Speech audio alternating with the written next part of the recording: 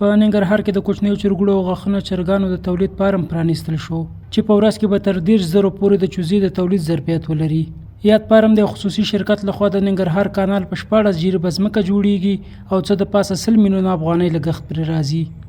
دغه فارم مسؤلین وایي له یو لوري په کور دننه د هغې خلکو چې د چرګانو چوزه له پاکستان او ایران راوریدوي اړتیا پوره شي او بل خوا په لسګونه کسان په یاد فارم کې په کار بوخت شي. موږ دغلته د کانال نه 14 جریبه ځمکه په قرارداد نیولې ده او تقریبا د بلیډرو د فارم نیولې ده چې د تخم د چوزه وباسي او تقریبا ټوټل 10,000 چوزه ده چې موږ به د ورځې تولید کوو. په ضمن کې په دې سره به یو به تولیدي فابریکه ورسره وړه جوړو او د تقریبا زموږ ټوله پانګونه 120 نه 130 میلیونه افغانۍ پورې ده او تقریبا موږ سره به په لسګونه کسان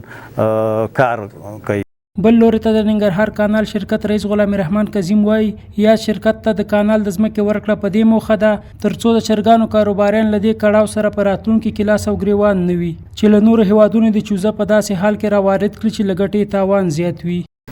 دغه کومه ځمکه چې موږ د لپاره انتخاب کړې ده هغه ځمکه ده چې دې کې هیڅ قسمه زراعتي فعالیتونه مخ په وړاندې نشي کېدلی. سنګزاره او غیر زراعتي ځمکه ده. دغه قرارداد موږ په دې منظور باندې کړی دی د چرګ په باره کې د خودکفایي په فکر و سوچ کې یو او دغه پروسه د بریډر چرګانو چې هغه د چوزې دپاره هګۍ تولیدوي چې کوم په افغانستان کې اوس نشته او موږ یې د نورو هیوادونو نه راوړو.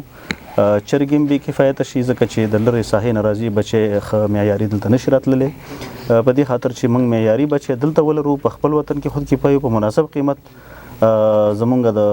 فارمونو دپاره ورکول شي او د فارمونو پارتنرانې بیا په هیوادوالو باندې په مناسب قیمت باندې خرڅ کړي. په همدې منظور باندې دغه پروسه مخ وړاندې بولي. هخوا د ننګرهار مرستیال والي مولوي سعید احمد بنوري په پانګوالو غږ کوي چې په هیواد کې پانګونه وکړي او خلکو ته د کار کولو زمینه برابره کړي. ښاغلی بنوري وایي یو شمېر هیوادوال چې په تیر کې د امنیتي او نورو ستونزو له امله په بهرنیو هیوادونو کې پانګونه کړي هیواد ته دې راستانه شي ځکه اوس له هر پلوه پانګې اچونې ته زمینه برابره ده او سرپرست حکومت ورته اولویت ورکوي. هیوادوال نه مو تقاضا دا هغه هیوادوال چې هغوی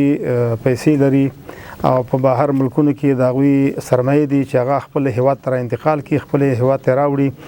او خپل هیواد کې خدمت وکړي او خپل خلک په خلطه خودکفا شي په هره برخه کې. نو یقیني چې دا نیک اقدام دی او د هغوی نه مو غوښتنه ده چې خپله سرمایه را انتقال کړي. یو طرف ته به زموږ خلکو ته د کار زمینه برابره شي